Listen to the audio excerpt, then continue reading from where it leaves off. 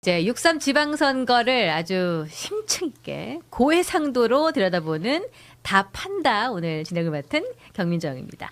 예, 두 달 앞으로 다가온 6.3 지선, 와, 어떤 일들이 벌어지게 될지 지금부터 아주 후보군들에 있는 분들이나 여기 한번 나가볼까 하는 눈치가 보이는 눈치 장점까지 여러 가지 정치판의 흐름이 관측이 되면서 더욱더 흥미로운 것들이 보이고 있습니다. 오늘도 아주 전문가 세 분을 모시고 아주 심도 깊게 파헤쳐 보도록 하겠습니다.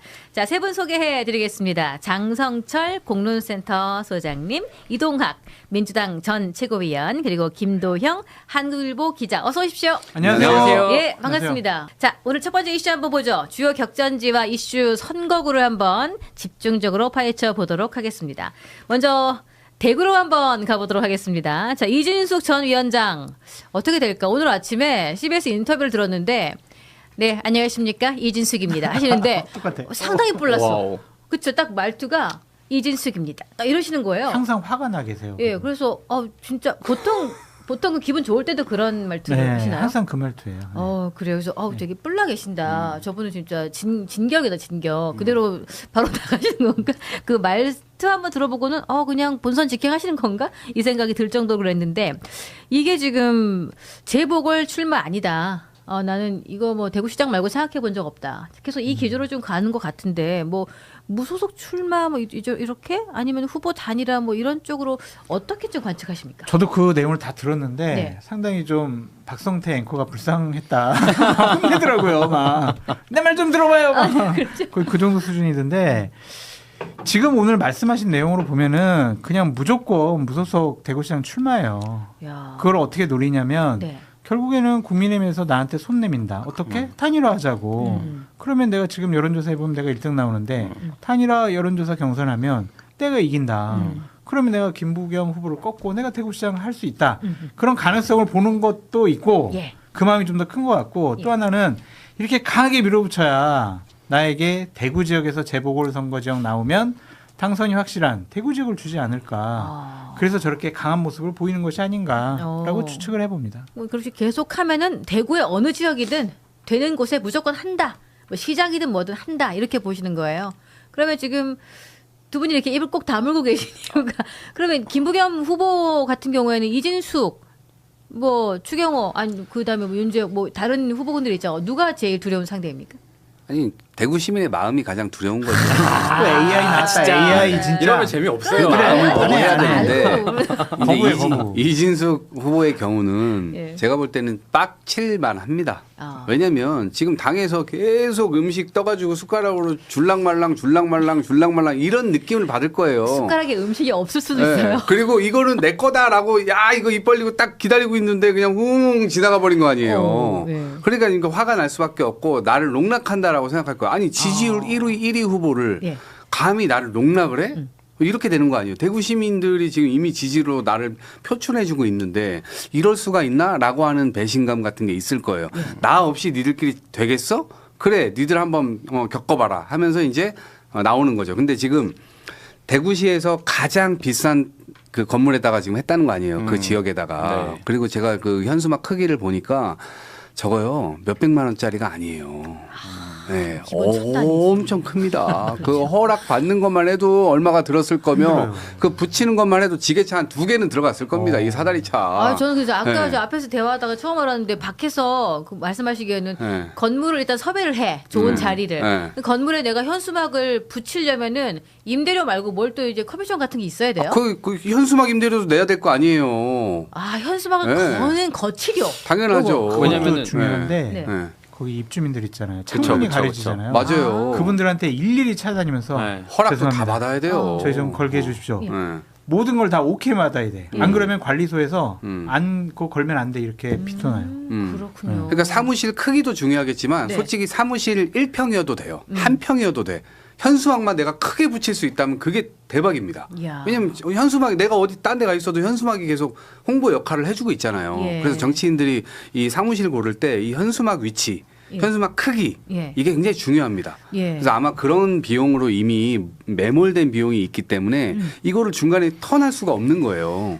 근데 어떤 걸로 턴할 수 있냐? 적어도 국회의원 자리는 명확하게 준다라고 확실하게 해야 국민의힘에서 너로 공천 줄게라고 해야 할 거 아닙니까? 아니 근데 예, 제가 쉽지 않아요. 말씀을 들으면서 사실은 지금도 장도혁 대표가 이미 저는 선을 넘었다고 보이거든요. 예. 장도혁 대표가 이진숙 전 위원장한테 보궐선거 출마를 해주셨으면 좋겠다라는 말을 직접 이제 다른 유튜브 나가서 했잖아요.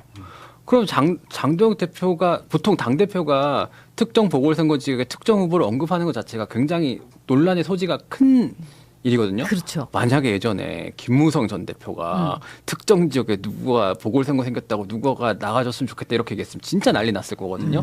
당시 박근혜 청와대가 가만히 안 뒀을 것 같은데 저는 그렇게 생각이 되거든요. 그러면은 장도영 대표 입장에서는 유튜브 나가서 그렇게 얘기했다는 거는 대구 그 보궐선거를 진짜 국회의원 보궐선거를 개런티를 했다고까지 저는 볼 수가 있거든요. 그럼에도 불구하고 이렇게까지 얘기한다? 나는 대구시장 아니면 안 되겠다. 원웨이다. 저는 그렇게 보여요.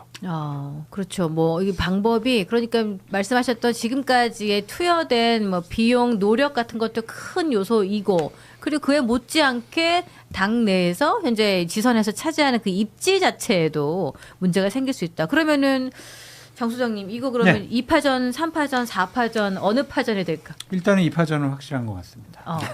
그러니까 추경호 대표가 아니 당연한 얘기 하지 말고. 아니, 거기다 이제 덧붙일게요. 예. 일단은 반찬으로 더 나오지. 네, 일단은 추경호 전 원내대표가 당선될 가능성이 좀 높은 것 같고 네. 국민 후보로 김부겸 총리는 이제 굳은자고 거기에 이제 장동현 대표가 정말 거절할 수 없는 그런 제안을 이진숙 후보자에게 하지 않으면 이진숙 후보자도 본인 나갈 수 있다 그런 생각이 좀 들고 나중에 단일화 문제는 나중 문제고요. 그 다음에 어제 저기 뭐지 이게 전기 톱 가지고 이렇게 내가 다 쓸어버리겠어 하는 거 밀레 있잖아요. 아르헨티나. 심지어 맨발입니다. 왼발이야. 그래가지고 그분도 나가면 일단은 4파전. 예. 뭐 다른 후보들도 좀 나갈 것 같은데 일단은 유력한 후보들이 있잖아요. 네. 그 후보들 사이에서 경쟁력이 있을 것 같고 일단은 국민의 후보가 뭐 무소속 친 국민의 후보 이진숙 후보랑 단일화를 하느냐 안 하느냐 예. 그걸 좀 눈여겨봐야 될 것 같은데 장동현 대표가 아무리 생각해도 좋은 자리에 안 줄 것 같아요. 이진숙 후보에게 제안 안 할 것 같습니다. 본인 경쟁자라고 생각을 해서 자기 경쟁자들 다 쫓아내고 지금 혼자서. 아니 그렇게 지금 보이잖아요. 그러니까 어차피 강성지지층 똑같이 지지받고 있는데 예. 이진숙 배지 달고 들어오면 전당대회 나의 경쟁자. 그럼 나 다음번 당대표 안 될 수 있겠네. 이런 스토리까지 써놓고 있는 것이 아닌가. 그래서 예. 지금까지 저렇게 제안이 없다면 안 주고 싶어하는 것 같다. 그냥 그런 생각이 들어요. 어차피 뭐 대구시장 어쩔 수 없지. 뭐 지는 거 어쩔 수 없지. 더 중요한 거는 나의 당대표 경쟁자 제거하는 게 더 큰 목적. 그렇게 생각할 수 있을 것 같아요. 그럼 아까 이동학 최고가 말씀하셨던 그 숟가락에 정말 숟가락 약 올리는 거죠 지금. 올려져 있는 게 없는 거야. 음. 빈 숟가락 들고 이렇게 이러고 있는 거예요. 네, 약 올리는 거예요. 계속. 야. 그러니까 이거? 이진숙 후보 입장에서는 네. 아니 확실하게 그럼 방송에서 얘기하지 말고 나한테 기별을 해줘야 될 거 아니에요. 명확하게. 그 기별이 제3자가 하든 제4자가 하든 명확하게 뭔가 당의 어떤 기조나 이런 게 이진숙이 필요하고 여기가 비면 무조건 집어넣어 준다. 이런 기별이 없으니까 예. 이진숙은 답답한 거죠. 예. 그리고 대구시장은 사실 자기가 다 먹은 판이다 이렇게 생각을 하고 있었을 텐데 당에서 그걸 지금 빼앗으니까 네. 자기 걸 뺏기는 정치는 어느 누가 그걸 버티겠습니까? 그러니까 대항할 수밖에 없는 것이고 본인은 본인의 어떤 경쟁력을 올리기 위해서 무조건 대구시장을 고수할 수밖에 없고 결국에는 민의의 이 흐름 속에서 내가 지지를 통해서 국힘 후보를 이기는 그림을 그리고 있을 겁니다. 예. 그 방향대로 갈 수밖에 없어요. 경영관님 오늘 인터뷰를 했잖아요. 네. 이진숙 위원장이. 네. 제가 그걸 면밀히 연구를 해가지고 네. 금요일 날 제가 이진숙 위원장 인터뷰하기로 했거든요. 오. 네. 제가 직설적으로 화끈하게 물어봐서 답변을 이끌어내도록 하겠습니다. 아. 기대해 어쩔 거야, 주십시오. 어쩔 거야. 그래서 네. 할 거야 말 거야 이거. YTN 장성철의 뉴스 명단 금요일 날 많이 좀 지켜봐 그러면 주십시오. 그 뉴스 명당을 저는 시청하도록 하겠습니다. 감사합니다. 저는 이미 애청하고 있습니다. 진짜 확실히 아니 근데 물어볼게요. 뉴스 명당에서 그 밀레이 전기톱 후보도 한번 모셔서 얘기 싫어요. 그분 아닌가요? 민주당으로 모셔갔어요. 근데 이 정치가 되게 무서운 영역인 게 제가 아는 어떤 분은 본인 컷오프 되자 시당에 찾아가서 커터칼 들고 설쳤다는 거야. 그 소문이 지금까지도 몇 년 전 건데 남아 있어. 있어요. 전기톱에 커터칼에 와 이재수 후보 횃불을 들어라. 뭐 횃불 옛날에는 들어라. 도끼 같은 것도 많았었어요. 도끼 들고 와가지고 하시고 막 그다음에 삭발은 기본이고. 뭐. 이게 뭐 국회 입성하는 모습만 우아하지. 관짝 안에 들고 와가지고 한 것도 있고. 뭐 옛날에 많았어요. 유준상 네. 전 네. 최고위원 같은 경우는요. 네. DJ한테 가가지고 휘발유통 딱 들고 예. 총재님 저 그냥 오늘 그냥 확 불살라서 죽을랍니다 그냥 뭐 제 뭐 이제 어머, 정치도 어머. 이제 끝났고 어머. 총재님과 함께 그냥 산화하겠습니다 뭐 부어 알았어 공천 줄게 진정해 그런 적도 있어요. 받았어요? 받았어 그때. 아 그러면은 이진숙 후보하고 인터뷰할 때 예. 뭘 권하시겠습니까? 어떤 형태를? 휘발유? 휘발유, 커터칼, 아니, 저는 전기톱. 아니 근데 기본 이 방송을 이진숙 후보가 안 봤으면 좋겠고 저는 이진숙 후보가 공직선거에 나간다는 것 자체가 말이 안 된다고 생각하는 사람이기 때문에 저는 나가지 이유가 있다면은. 이유가 있다면 네. 그분이 보수파를 대변하는 정치인으로 이렇게 이미지가 형상화돼서 국민들에게 비춰지는 것은 적절하지 않다고 생각해요. 국민의힘에게 도움이 안 되는 것 같습니다. 실제로 당내에서 이제 이진숙 그 전 위원장 되게 좋지 않은 후보다. 부적격하다라는 여론이 지금 상당히 많이 올라오고 있고 그 최근에 뭐 그 이슈가 좀 됐었잖아요. 그 이제 지지자가 올린 페이스북 글에 보면은 이제 오빤 내맘 뭐 좆도 맞아. 몰라 막 이렇게 한 거를 이제 아. 이진숙 전 위원장이 그걸 이제 맞아. 리포팅을 해가지고 뭐 이제 여자들이여 뭉쳐라 이런 거 올렸는데 되게 그 부적절하다는 지적이 많았었거든요. 그건 좀, 굉장히 좀 그러네 부담스러운. 네. 네, 그러니까 이제 메시지네요. 감정이 앞서는 거예요. 이제 화가 난 거죠. 빡친 그러니까 거죠. 네. 이성적인 합리적인 선택이라든지 판단을 하지 못하고 이제 화풀이하는 거예요. 그런 분들 정치하면 안 되거든요. 그렇군요. 항상 이동학 최고위원님처럼 냉정하게 강화도 앞바다에 빠지는 거예요. 그렇게 이제 선거운동하는 겁니다. 영종도 강화도 앞바다. 대구는 바다가 없어서 난감하시겠죠, 그렇죠. 수송못 있잖아요. 수송못. 못이라도 들어가시라. 아 그러면은 휘발유, 전기톱, 커터칼 말고 수송못. 수송못을 원하신다. 네, 예, 알겠습니다. 살신성인의 모습을 보이셔라. 예.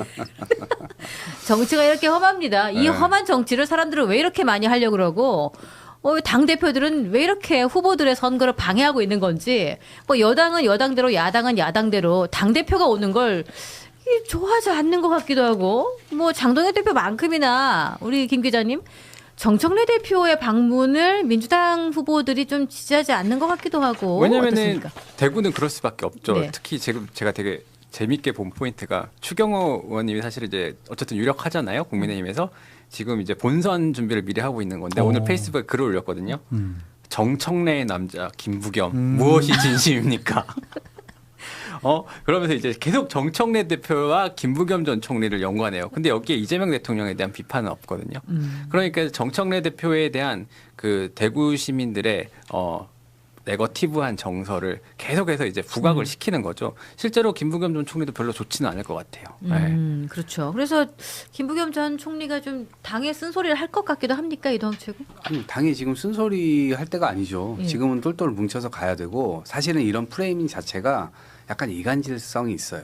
이간질이 있어요. 그래서 그 이간질에 넘어가지 않으면서도 이번에 이제 대구 가셔가지고 어쨌든 이 든든하게 모든 걸 다 지원하겠다 이렇게 이제 하는 거 정도는 제가 볼 때 충분히 이제 필요한 것이고, 근데 대구 시민이 만약에 추경호 의원이나 이런 분들이 계속 그런 공격을 하면 이제는 그런 정도는 다 가려낼 줄 아십니다. 예. 네, 그래서 뭐 뽑을 걸 안 뽑고 안 찍을 거 찍고 이러진 않을 거라 이렇게 생각합니다.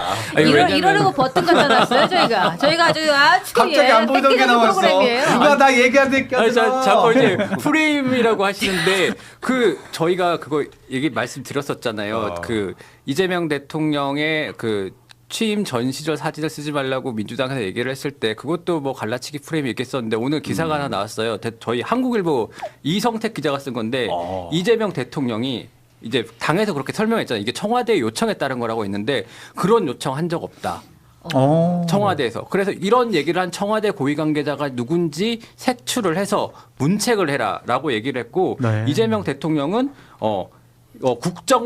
이 같은 제보가 국정 방해에 해당하는 공작 또는 기만에 이르는 수준이라고 보고 있고 취임 전 사진과 영상 활용이 왜 문제가 됐는지도 의아하게 여긴다라고 했거든요. 그러면은 지금 대통령이 당의 행동에 대해서 너네 이거 왜 나의 뜻과 다르게 행동해라고 하고 그게 여권의 분열이 실제로 이렇게 있는 상황인데 그걸 가지고 프레임이라고 하시면은 이간질은 내부에서도 일어나는군요. 오. 절대 철저하게 경계해야 됩니다. 아, 그래요. 그러니까 방금 저는 이 말에 동의를 하는 게 네. 지금 거의 야당 역할을 국힘에서 하지 못하고 있는 사이에 뭐 민주당에서 야당 역할을 하고 계신 것 같아가지고. 그래서 우리가 북치고 장구치고 다 하는 거야. 그렇죠. 예. 그래서 믿고 의지하고 있습니다. 국힘에서는 네. 예, 거기를.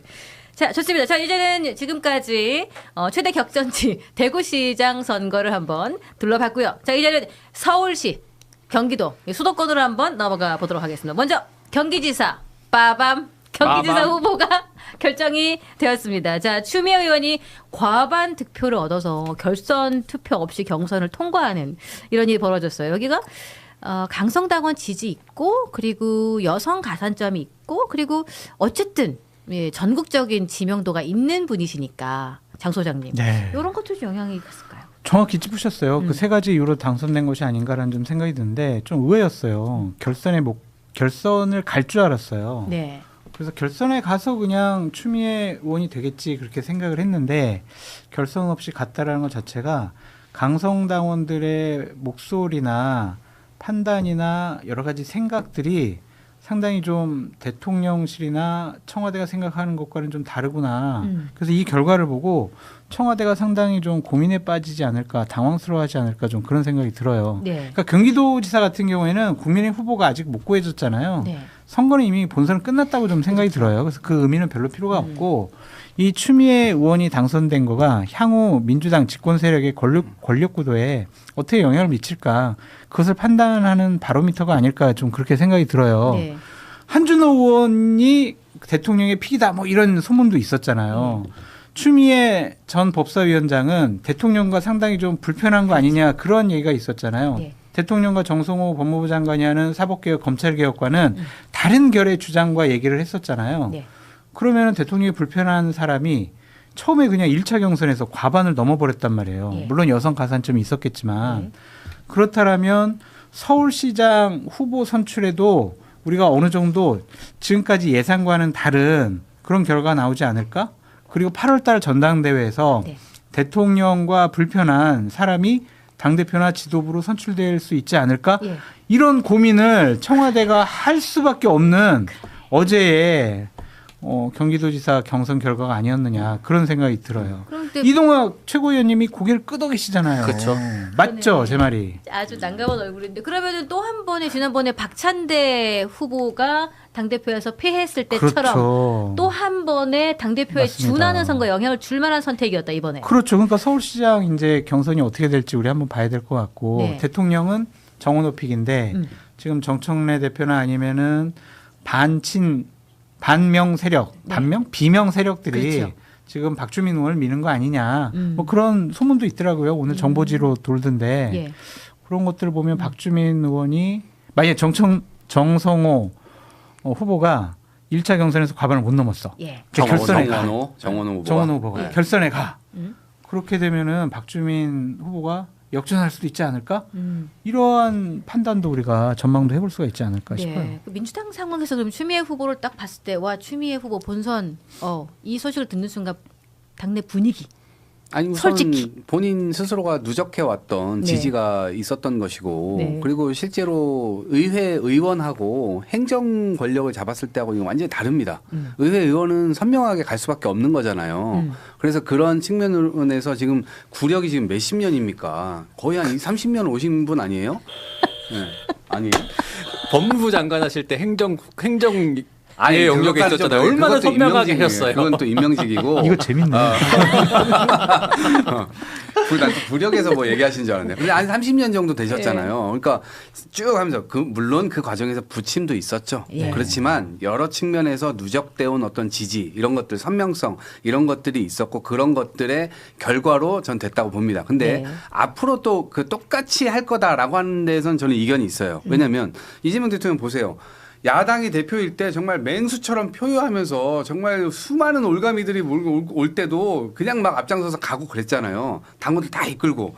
추미애 대표 역시도 그 선상에서 지금까지 왔던 겁니다. 그런데 대통령 딱 되니까 모두의 대통령이 되려고 노력하고 있잖아요. 어제도 딱 이 여야 대표들 딱 악수도 시키고 막 하잖아요. 네. 경기도정도 저는 추미애 대표가 지금까지 해왔던 대로 하는 것이 아니고 진보적인 정책이나 아젠다를 낼 수는 있겠죠. 그렇지만 행정에서는 아 왜?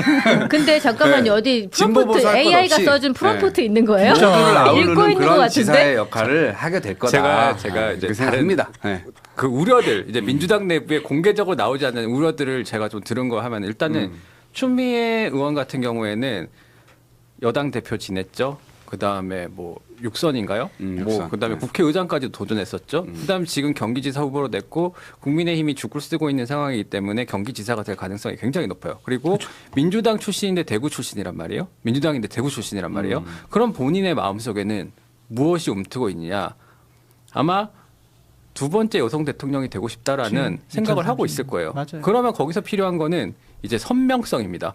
이재명 대통령이 이제 대통령이 됐으니까 이제 모두의 대통령이 되겠다라고 하지만은 네. 모두의 경기지사가 추미애 의원의 목표는 아닐 거란 말이에요. 그러면은 저희가 이제 예측해 볼 수 있는 것들 그리고 민주당에서 실제로 나오는 우려들은 내 시간이 좀 지나면은 대통령과 각을 세울 것이다. 그렇죠. 뭐 그런 거잖아요. 그러면은 이동학 최고의 말씀과는 제가 달리 아니, 더 선명해질 거란 얘기잖아요. 예. 제가 세상에. 틀리면 요거 눌러주세요. 제가 근데 틀리면은. 첫 번째 지사로서 확실하게 본인의 마스코트를 만들고 네. 성과를 만들어야 됩니다. 그러려면 선명성만으로 이게 안 될 거거든요. 왜냐하면 분란이 끊임없이 일어나게 되면 그 순간 본인의 첫 번째 여성 지사로서의 성과를 만들기도 어려워져요. 그래서 지금 스텝을 여기서 밟았는데 다음 스텝 고려하면서 지금 스텝 고민한다. 그럼 스텝 꼬입니다.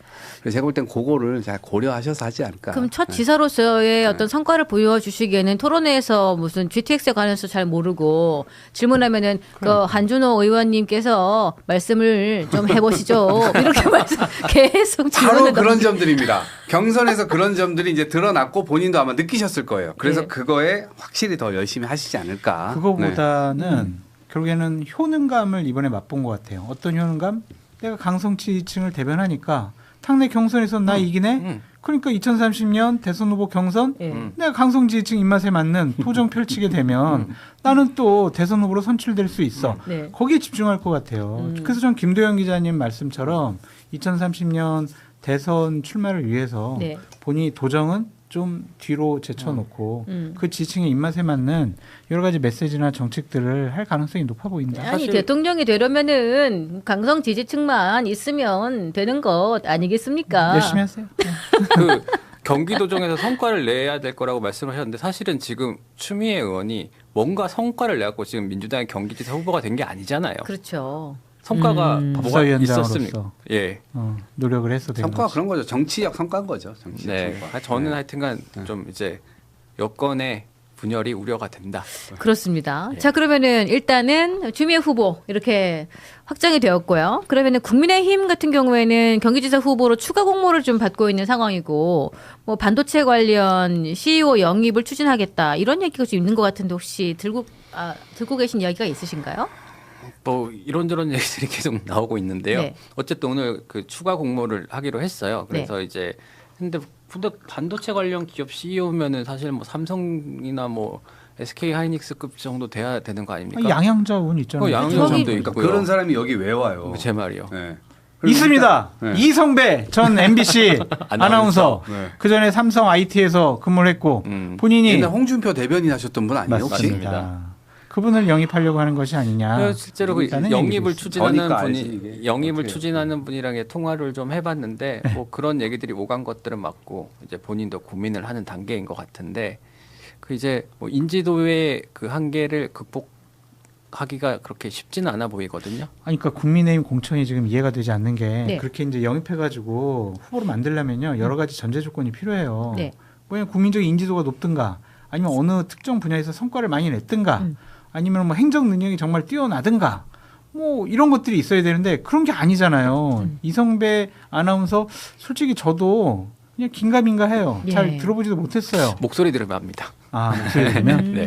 근데 그런 분이 과연 경기도 도정을 잘할 수가 있을까? 지금 아무런 정책적인 준비도 되어 있지 않잖아요. 예. 근데 갑자기 영입을 해가지고 후보를 내면은 국민의힘 지지층이야 뭐 선출하겠지만 이건 선거 포기 행위 아니냐 그런 생각이 들고 양양자라는 훌륭한 인물이 있잖아요. 추미애 후보랑 분명히 대척점이 있습니다. 정책적으로 반도체와 관련해서 경기도가 가장 중요한데 그분 따라갈 만한 분이 누가 있어요? 당연히 이상해요.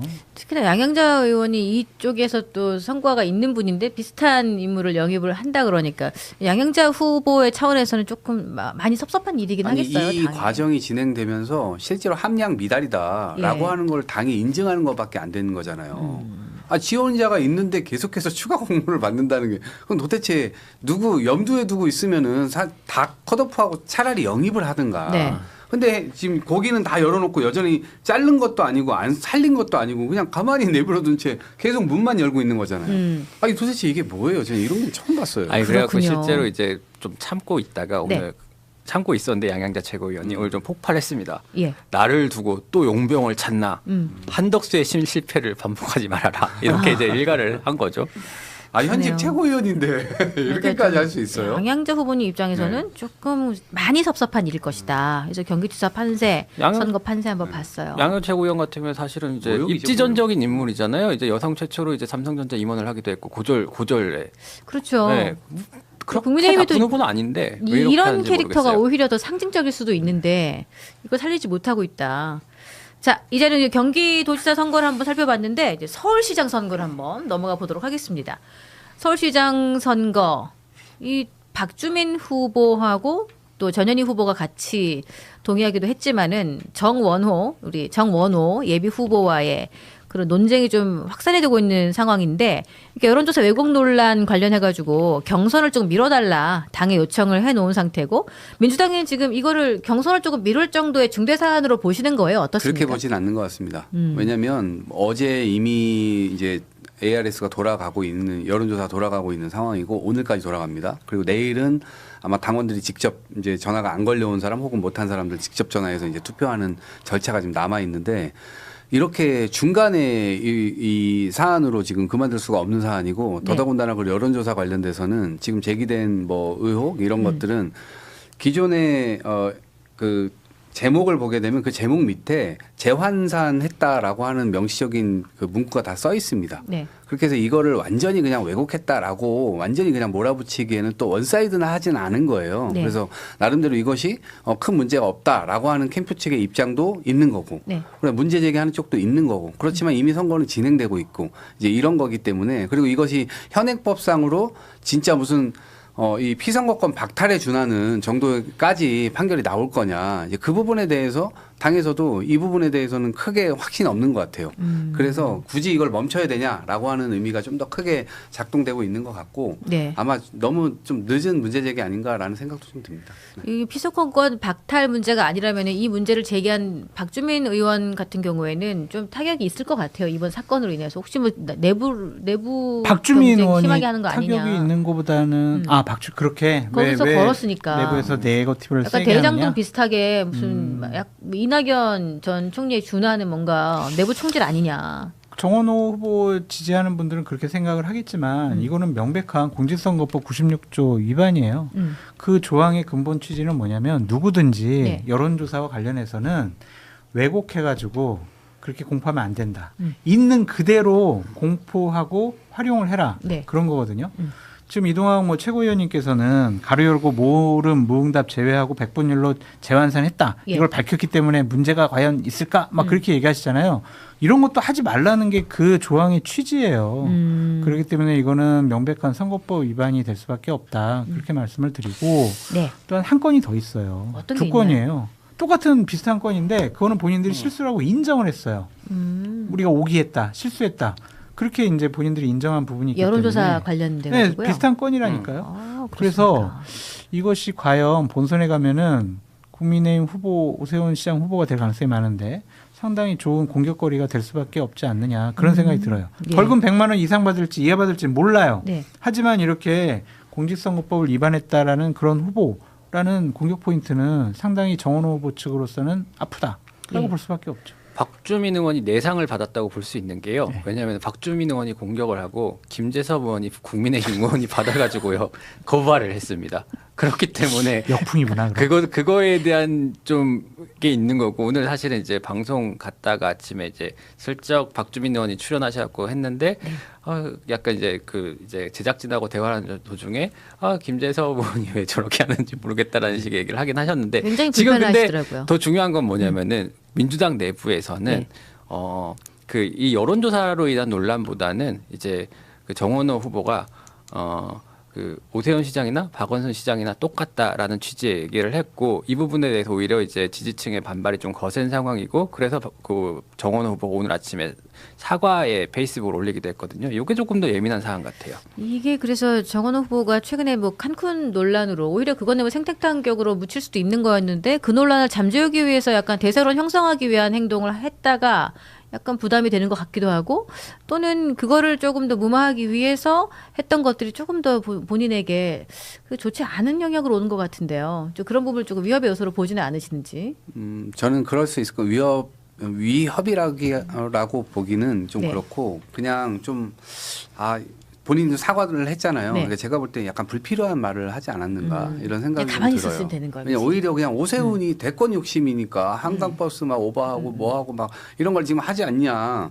라고 했었으면 됐는데 거기에 지금 자당에서 경선이 펼쳐지고 있는데 그래도 박원순 시장이 그동안 해왔던 여러 가지 업적이라든가 이런 것들에 대해서 같이 함께 해왔던 또 동료들도 상당히 많단 말이에요. 네. 근데 이들의 마음을 약간 어루만져주지 못하는 그런 발언이었잖아요. 그러니까 그런 측면에서 내부가 약간 분열적 요소로 작동될 수 있는 그런 발언을 한 건 맞는 것 같고 이제 그것도 네. 본인이 좀 인정을 또 하고 그 사과를 했습니다만 그게 이제 오늘까지 내일까지 경선이 진행되는데 어느 정도까지 과연 그것이 또 영향을 미칠 거냐 그건 뭐 지켜봐야겠습니다만 어쨌거나 좀 제가 볼 땐 불필요한 얘기를 한 것 같습니다. 근데 정원호 후보 같은 경우에는 본선에 나가더라도 지금 발목 잡힐 것들이 꽤 많이 생겼습니다. 여론조사건 하나 있고 칸쿤 얘기도 어쨌든 간에 계속해서 나오고 있고 그다음에 박원순 그 사과를 했잖아요. 본인이 어떤 얘기를 했다 그걸 뒤엎은 거기 때문에 그것 또한 국민의힘의 공세 포인트가 될 수 있습니다. 예. 박원순을 뭐 예를 들면은 오세훈 시장은 아마 그렇게 얘기를 할 거예요. 오세훈 시장은 정원호 후보와 아마 토론을 하면은 그래서 박원순 시장이 잘했다는 거냐 못했다는 거냐 이런 것들을 물어볼 거란 말이에요. 그럼 거기에 대한 판단은 서울 시민이 갈릴 수밖에 없는데 거기에 대해서 되게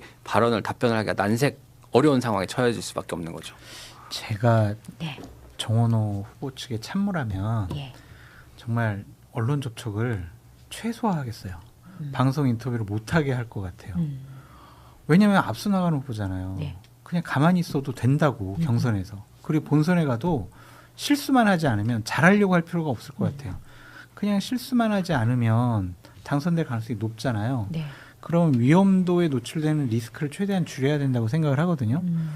근데 대단히 적극적으로 방송에 많이 나오더라고요. 네. 저는 방송하는 입장에서 나와주시면 너무나 고맙고 예. 이러한 뭐 아이템 던져주면 우리가 방송에서 계속 분석도 하고 비판도 하기 때문에 좋긴 좋은데 네.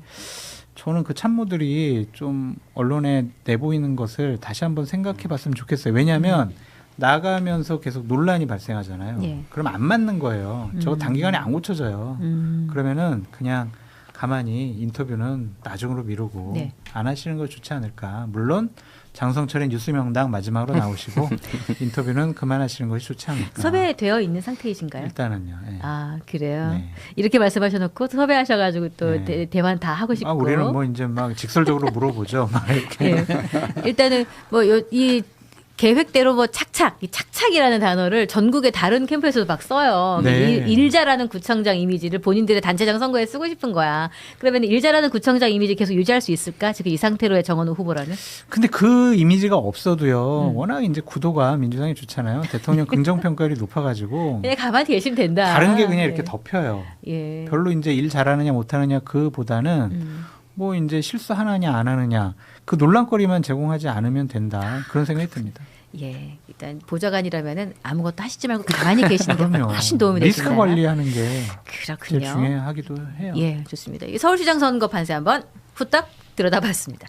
자, 이번에는 재보궐선거, 뜨거운 재보궐선거의 현장으로 가보도록 하겠습니다.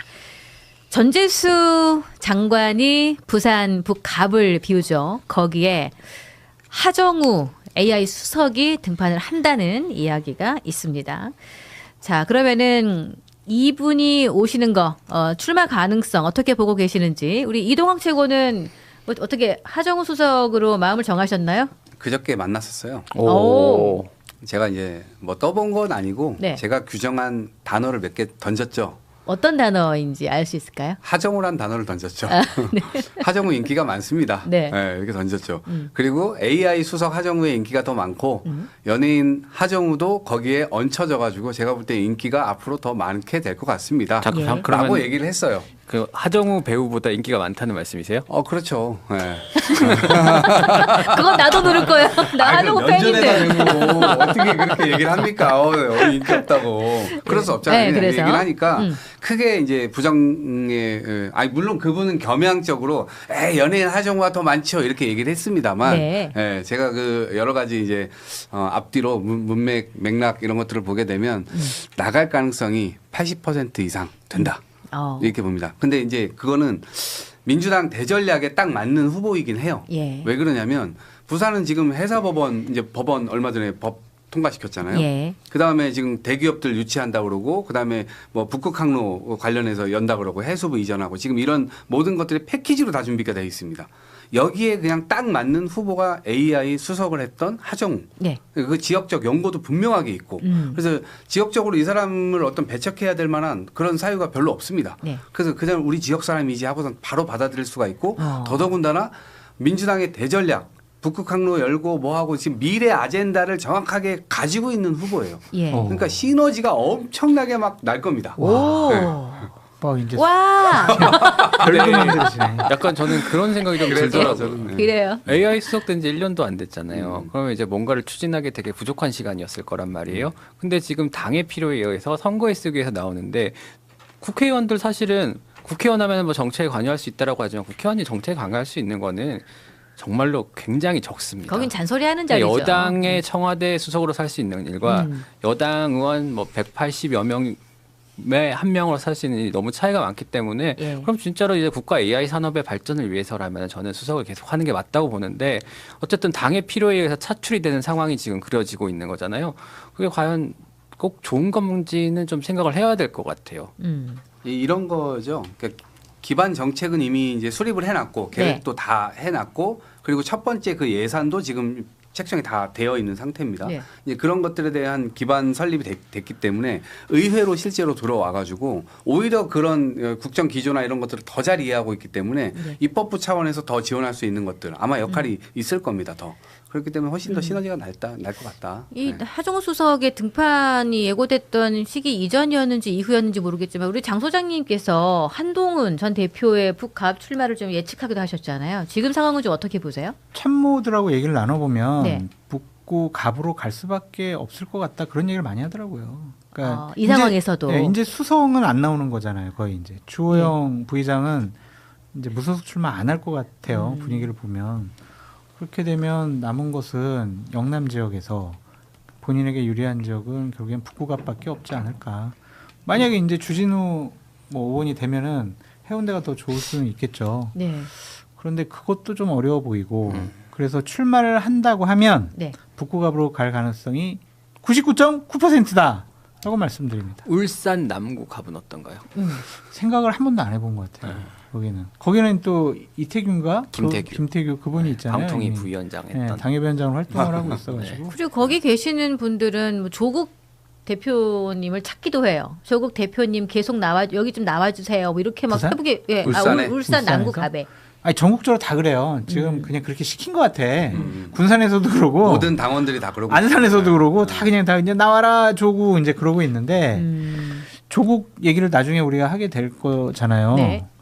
일단은 그 한동훈 대표 같은 경우에는 나온다고 하면 북구갑 나갈 거고 그러면 하정우 수석은 나올 확률이 100%가 이미 넘었다. 그런 생각이 좀 들고 네. 그래서 그 두 분하고 국민의 후보가 누가 될지 그것도 지켜봐야 될 것 같은데 대단히 조심스럽게 한동훈 후보가 접근해야 되지 않을까. 왜냐하면 보수표는 갈라질 수밖에 없잖아요. 그렇죠. 그러면 이게 진보 민주당 표는 하나로 뭉치고. 일단은 뭐 이겨야 선거는 이겨야 되는 맞아요. 거고 젖잘싸 필요 없잖아요. 그럼 맞아요. 어떻게 이분이 그 북구갑 이 상황에서 당선 가능성 어느 정도 아니 보시는 그거는 거예요? 이제 본인이 뚫고 가야죠. 이제 만약 결심을 하면 그래서 본인 역량으로 뚫고 나가든 아니면 정치력을 발휘해서 나머지 분들을 뭐 정리를 하든 그건 이제 본인 몫인 것 같아요. 특별한 예. 전략이 있을 수가 없을 것 같아요. 네. 왜냐하면 이미 당대표를 하셨고 대권 후보급의 정치 지도자 인사가 됐잖아요. 예. 저 정도면은 본인이 뚫고 나가야 됩니다. 그래야 정치인으로 우뚝 쓰는 거지. 저기서 지면은 이제 아이들처럼 팬덤만 있는 분이구나.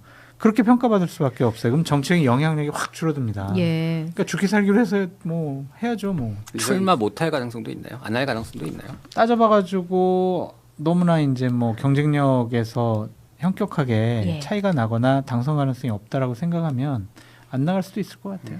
저는 가능성 면에서 네.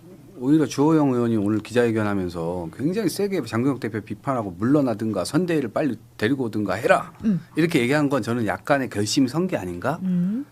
물러날 결심. 어디를? 수성을. 조영이요? 네. 수성각을 오. 비워준다고요? 비워주고 보수 대 보수 세게 붙자. 아니 제가 약간 무소속으로 출마한다라는 거는 당을 잘하는 걸 떠난다는 말씀하신 거 거잖아요. 아니야? 가능성이 있지 않나? 당을 떠난다는 거잖아요. 예. 당을 떠나는 사람이 당내 당 대표 물러나라, 뭐 당을 개혁해라 이런 얘기 왜 합니까? 아니 명분을 까는 거지 이제. 네. 그건 바람인 것 같아요. 바람인 것 김부겸 같아요. 후보를 위해서 막 나와라 그러는 것 같아요. 맞죠? 아니에요. 아니에요? 그러니까 저는 저는 항상 순수하잖아요. 아까 전에도 이 얘기 말씀드렸는데 절대 아니라고 했는데 또 하시는 거 보니까 의도가 있습니다. 그렇죠. 계속 이런 얘기를 하심으로써 예, 그러네요. 저 가능성- 순수한 얼굴로 가능성이 열려 있다. 이렇게 보는 거죠. 그래요. 안 열려 있어요. 저랑 500만 원 내기 하실래요? 그러니까 1,000만 원, 너무 커요 그러면. 10만 원. 예. 가능성인데. 이분도 그러면 수석 못을 좀 준비해드려야 될지 모르겠는데 일단 그러면은 부산 북갑에 이분도 계세요. 국민의힘에서는 박민식 전 보훈부 장관. 이분이 20년 분당 시민을 주장하시면서 부산 분당 가압에 출마를 시도하다가 지난 정부 보훈부 장관을 지냈고 여기서 지금 보면은 전재수 대 박민식 12년간 서로 리턴 매치를 하고 있는 관계인데 뭐 그 주민들이 안단 말이에요. 인지도는 좀 있지 않을까 주민들한테는. 인지도는 높죠. 그다음에 네. 지역 조직이 있을 텐데 근데 예. 떠나실 때 안 좋게 떠났기 때문에 약간 그 부분에 대한 비호감을 어떻게 극복할 것이냐가 되게 큰 문제가 될 것이고 특히나 부산 북각 같은 경우 한동훈 전 대표 출마하게 되면 빅매치 되잖아요. 예. 그럼 거기서 과연 본인의 존재감을 어떻게 보일 수 있을 것인가에 대한 그 좀 숙제가 있는 것 같아요. 제가 봤을 때는 쉽지는 예. 않아 보여요. 이분도 굉장히 이제 부담스러운 상태이실 거다. 네. 떠날 때 어떻게 떠나셨길래 조금 안 좋다. 왜냐면은 거기에서 이제 전재수 의원이랑 18, 19를 그 박민식 의원이 이기고 그렇죠. 20대, 21대, 22대에서 21대까지 이제 전재수 의원이 이기고 그다음에 22대 때 그 박민식 의원이 이제 여기는 못하겠다는 분당 사람이더라고 떠났다가 영등포를 가셨다가 이제 강서까지 간단 말이에요. 네. 그거 자체가 어쨌든 자신의 지역구 그 재선시켜준 지역구를 떠난 거기 때문에 그 좋게 보이지 않죠. 이 신뢰를 주기 어려울 것이다. 기억을 하는 사람들에게. 조직을 담당했던 분들과도 되게 좀 안 좋게 끝났다라고 얘기를 하더라고요. 예. 가면 어떻게 우리를 버리면 막 그랬는데도 예. 싫어 나는 분당 사람이야 이러면 떠난 거잖아요. 그분들 그러네요. 조직이 좀 상처를 많이 받고 와야 됐다 그런 얘기도 있어요. 근데 예. 국회의원 2번이나 했고 그래도 장관까지 한 분인데 여론조사를 해보면 20% 내외의 지지율을 기록을 하고 있단 말이에요. 네. 그게 맥시멈 같아요. 만약 선거전이 진행되면 진행될수록 더 낮아질 가능성이 있지 않을까. 지금 네거티브 캠페인을 박민식한테 안 하잖아요, 사람들이. 근데 집중적으로 할 거란 말이에요. 그러면은 맞아, 우리를 버리고 떠난 사람이잖아. 어떻게 믿을 수 있어? 맞아, 윤석열 최측근이었네. 이런 부정적인 이미지가 더 씌워지면 그렇군요. 10%대의 지지율 기록할 것 같아요. 그러면은 한동훈 대표가 만약에 이분이 나온다 그러면은 여기 도전할 수 있을 만한 그런 아니 그러니까 그 여건은 북구갑은 된다. 도전을 할 거는 같은데 예, 그러네요. 민주당 같은 경우 워낙 부산에서도 대통령 지지율이 높고 네. 긍정평가율 높고 민주당 지지율도 상당히 높잖아요. 그럼 40%를 기본적으로 깔고 갈 거란 말이에요. 예. 그럼 60%를 갖고 박민식 예를 들면 아니면 한동훈 이렇게 나눠 가져야 되는데 그러면 박민식 후보를 10% 초반대로 묶어야 승산 가능성이 있다라는 답이 나오잖아요. 그렇죠. 그러니까 그거를 과연 한동훈 후보가 자기 선거 처음 치러보는데 할 수가 있을까? 그 부분은 퀘스천이죠. 박민식 후보가 나오면 민주당 입장에서 너무 좋아요. 윤석열의 보훈부 장관 너무 좋잖아요. 예. 예. 그래서 구조적으로는 지금 말씀해 주신 대로 보수끼리 엄청난 싸움이 일어날 수밖에 없는 거죠. 예. 괜찮은 보수로 가자 아니면 과거 뭐 친윤 반윤 이 구도가 딱 그 부산에서 열리게 되는 거예요. 예. 그런 구조에서 치르는 민주당 선거는 뭐 너무 좋죠. 예. 물론 이것 때문에 또 오만해하면 안 되겠지만 박민식 후보가 스스로 이 물을 계속 켜고 있는 그 행동 자체가 네. 제가 볼 때는 아주 마음에 듭니다. 그러면 그 친윤이라면 둘째가라면 서러울 우리 김민수 최고위원의 공천설도 있어요. 그 민주당 차원에서는 박민식이 좋아요, 김민수가 좋아요. 누가 더 좋아요? 누가 좋아요? 두려워요. 소름 끼쳐. 둘 다 두려워요. 영종도에 빠진 느낌이야? 너무 엄청 제 옆에서 보고 너무 기분 좋아가지고 상상만으로도 웃음이 지금 만면에 웃음이 근데 지금 사라지지 아니, 않는 그 모습이에요. 정도까지 아니 제가 물론 국힘 많이 망가졌지만 진짜 그렇게까지 망가진 거예요? 아니 왜냐면은 진짜 할수 박민식 있어요? 후보에 대한 거부감 정서 같은 것들은 국민의힘 지도부도 알고 있고 그다음에 장동혁 대표가 결정적으로 이정현 위원장을 공천관리위원장을 내친 게 보궐선거 때문이고 보궐선거에서 내친 이유는 자기 사람을 심어야 되는 거고 근데 지금 장동혁 대표에 자기 사람이 누가 있습니까? 아 그럼 김민수 최고위원을 근데 김민수 최고위원 또 대구 보낼 수도 있는 거고 근데 김민수 최고위원이 부산에 어쨌든 간에 그 연고가 있기 때문에 계속해서 얘기가 나오는 건 사실이죠. 김민수 최고는 전천후네요. 네. 그러네요. 와. 네.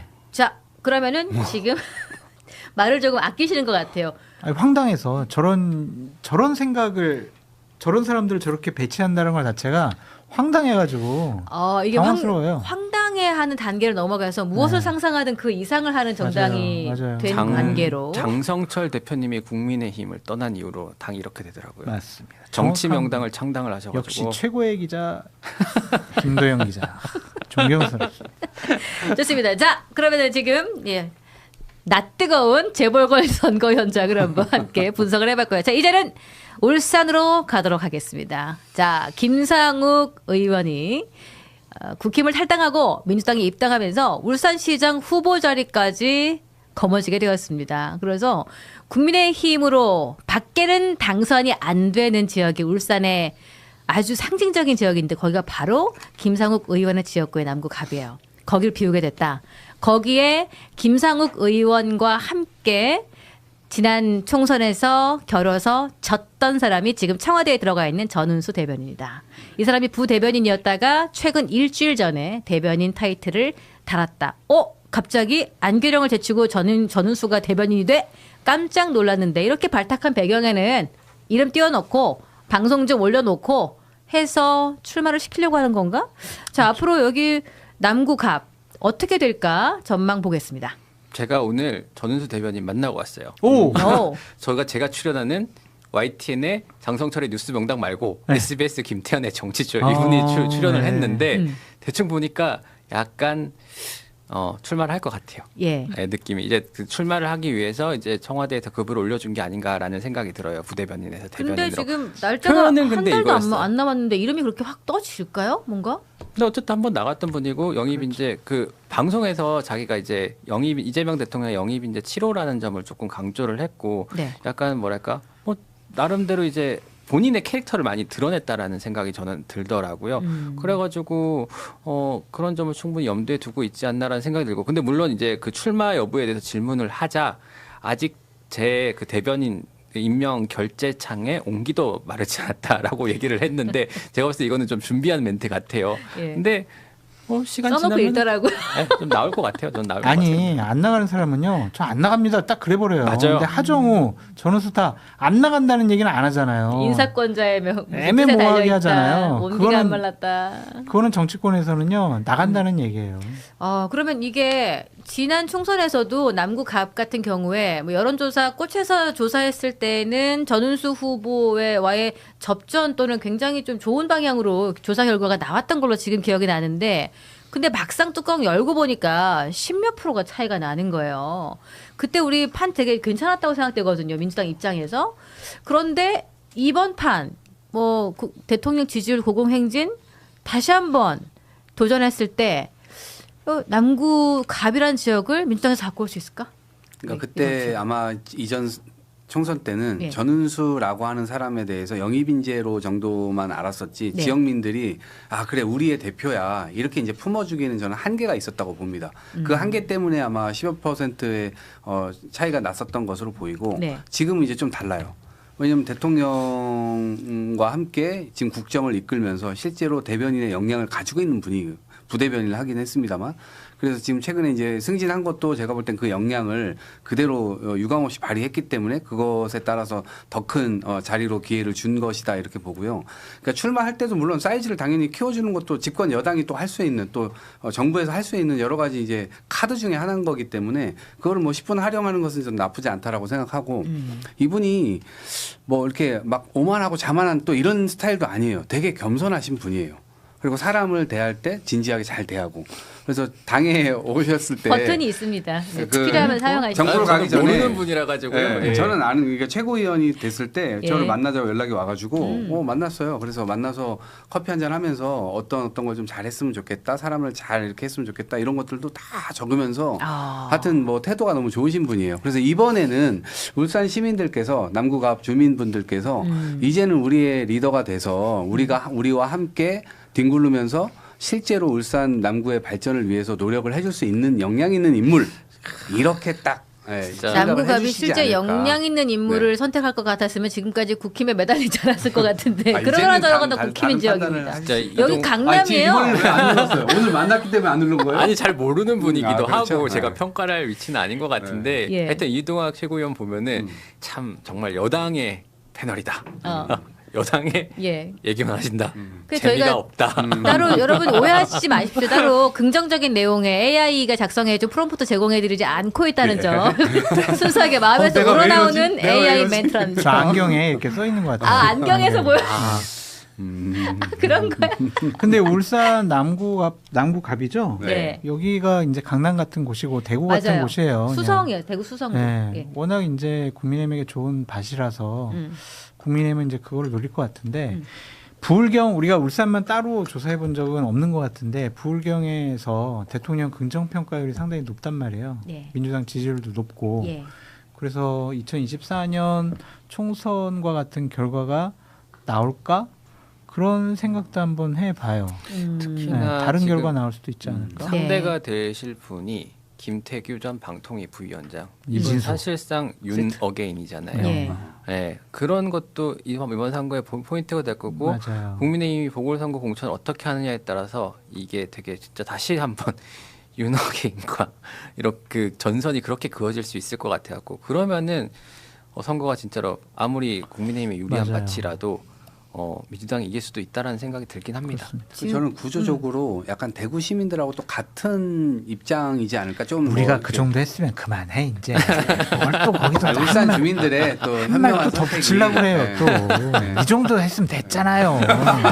네. 아, 당 대표께서 또 저렇게 얘기하시니까 그만하세요 이제. 저 겸양 있게 하겠습니다. 충분히 하셨어요. 저희 예. X를 많이 눌렀으니까 아. 이거 봐주시죠. 그래요. 여러분 지금 이 멤버 좋다는 말씀 많이 주시고 계시거든요. 여러분 좋아요 감사합니다. 한 번씩만 눌러주십시오. 이 멤버 리멤버 원하시는 분들, 포에버 원하시는 분들까지 모두 구독과 좋아요 해주시면 감사하겠습니다. 자 울산 남구 갑을 들여다봤고요. 이제는 하남갑. 하남이라면 추미애 경기도지사 후보가 자리를 비우게 된 이 자리. 여기가 이제 새로운 격전지가 됐다. 여기가 추미애 의원이 당시 국민의힘 이용 후보를 1199표, 와, 근소하네요. 1.17% 차이로 누르고 이겼어요. 그래서 이게 보수 진영이 비교적 좀 해볼 만한 자리다.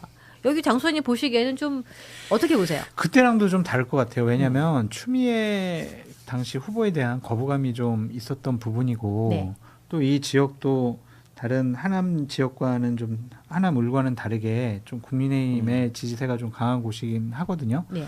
근데 이번에는 어쨌든 거듭 말씀드리지만 대통령에 대한 긍정 평가율이 높고 예. 경기도에서 민주당 지지율이 높단 말이에요. 그 추미애라는 사람이 뭐 경기도지사로 가서 그 지역에서는 안 나오잖아요. 예. 그러면 민주당에서 제대로 된 후보만 내세우면 여기도 뭐 수성이 가능하지 않을까. 근데 변수가 오늘 조국 대표가 하남 얘기를 했단 말이에요, 이제.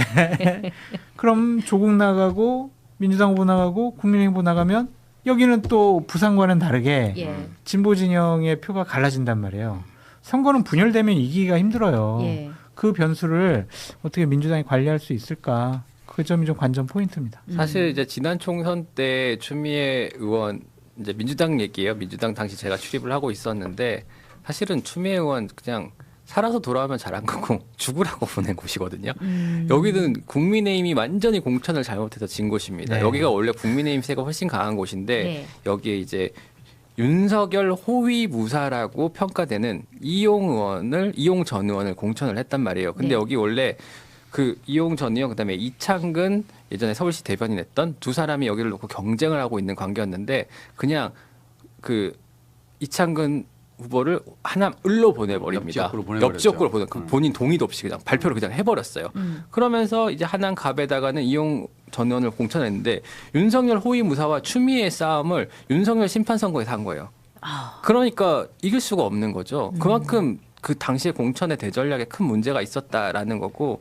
근데 지금 와서는 이제 장 소장님 말씀하신 것처럼 국민의힘이 여기를 과연 지금 누구를 어떻게 내세워서 할 수 있을지 잘 모르겠어요. 여기도 어쨌든 수도권이잖아요. 힘들 지금 겁니다. 아까 그래서 이분 뭐 후보 국민의힘 후보군들을 말씀하시는 분들마다 뭐 윤석열 전 대통령의 그런 이미지가 많이 겹쳐지는.